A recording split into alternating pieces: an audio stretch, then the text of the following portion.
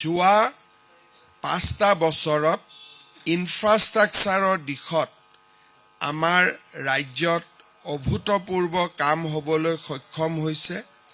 আপোনালোকে জানে যে ঢলা শদিয়া আৰু বগীবিল দলঙৰ পিছত আজি আমাৰ ব্ৰহ্মপুত্ৰ নদীৰ ওপৰত 4খন ব্ৰিজ নিৰ্মাণ আৰু এখন যোৱা মাহত আৰম্ভ হ'ব।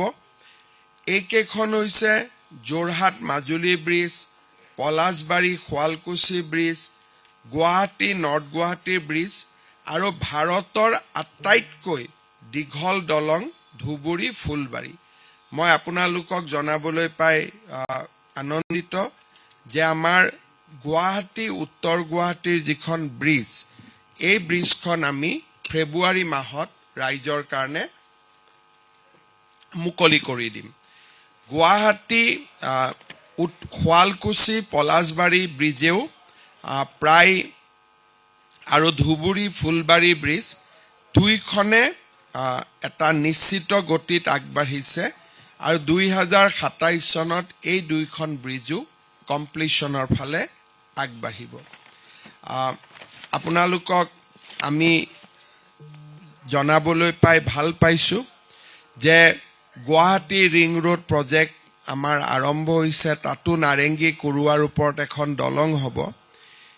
এই মাহৰ 18 বা 17 তাৰিখে ভাৰতৰ প্ৰধানমন্ত্ৰী ডাঙৰীয়াই কাজিৰঙাৰ ওপৰত 32 কিলোমিটাৰৰ যিখন এলিভেটেড কৰিডৰ 6,957 কোটি টকা ব্যয়েৰে নিৰ্মাণৰ প্ৰস্তাৱ লোৱা হৈছে। তাৰ প্ৰধানমন্ত্ৰী ডাঙৰীয়াই আধাৰশিলা স্থাপন কৰিব। যদিও ঘৰুৱা ভাষাত আমি 32 কিলোমিটাৰ বুলি কওঁ, বৰ্তমান ইয়াৰ লেংথ 34.45 কিলোমিটাৰ হ'ব। তাৰমানে এখন লগভগ 35 কিলোমিটাৰৰ এলিভেটেড কৰিডৰ হ'ব। ভূমি অধিগ্ৰহণৰ প্ৰক্ৰিয়া প্ৰায় সম্পূৰ্ণ হৈছে আৰু এই এলিভেটেড কৰিডৰৰ প্ৰকল্পও আমি প্ৰায় এতিয়া আৰম্ভ কৰিব পৰা পৰ্যায়ত আহি উপস্থিত হ'লোঁ। আৰু এটা ডাঙৰ প্ৰজেক্ট, সেইটো হৈছে টুৱাইন টিউব আণ্ডাৰ ৱাটাৰ টানেল। এইটো 4 লেনিং কৰাৰ কথা আছিলে। এতিয়া প্ৰধানমন্ত্ৰী ডাঙৰীয়াই আগ্ৰহ প্ৰকাশ কৰিছে যে গহপুৰৰ পৰা নুমলীগড়ৰ যিটো প্ৰস্তাৱিত টুৱাইন টিউব আণ্ডাৰ ৱাটাৰ টানেল হ'ব, তাতে ৰেলকো সংযোজিত কৰা।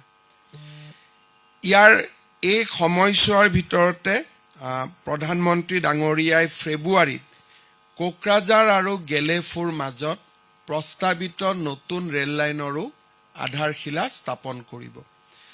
আৰু তাৰ লগে লগে কোকৰাঝাৰৰ বাছবাৰীত ৰেলৱে ৱাগন অভাৰহলিং বা ৱাগন নিৰ্মাণৰ মেৰামতিৰ এটা ডাঙৰ ফেক্টৰী এটাও ভাৰত চৰকাৰে আৰম্ভ কৰিব।